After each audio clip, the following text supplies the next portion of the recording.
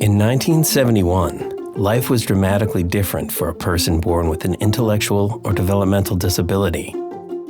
Here in the Upper Midwest and across the United States, many children with disabilities were denied access to an education. Some were sent to live in crowded state institutions, living in isolation from their families and communities. And once there, many would remain institutionalized for the rest of their lives.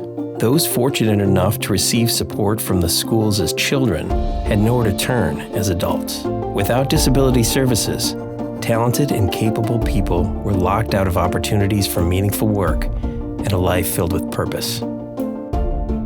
When Loring Tollefson, a child with an intellectual disability, was 16 years old and finishing his time in the public school system, his parents Chester and Gladys began rallying the community.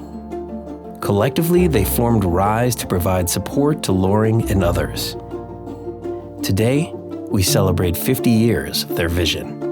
One family's determination to enrich the life of their child rippled outward and has been multiplied by the dedicated efforts of team members, volunteers, business partners, and generous supporters.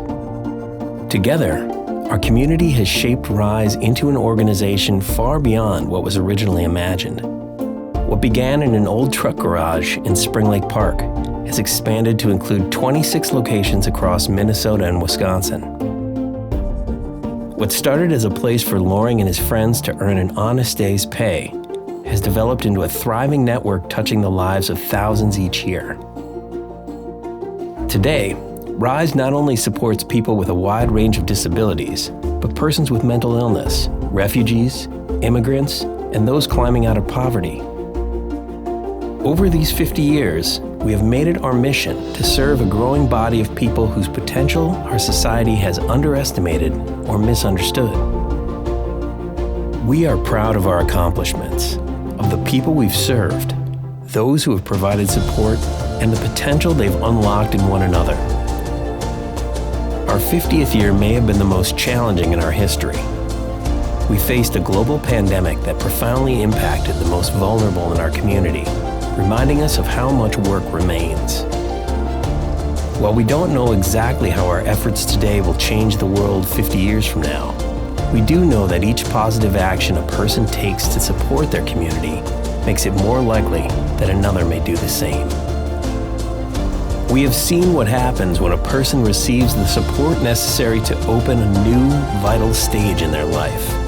And again what happens when that person becomes 100, then 1,000, and then tens of thousands.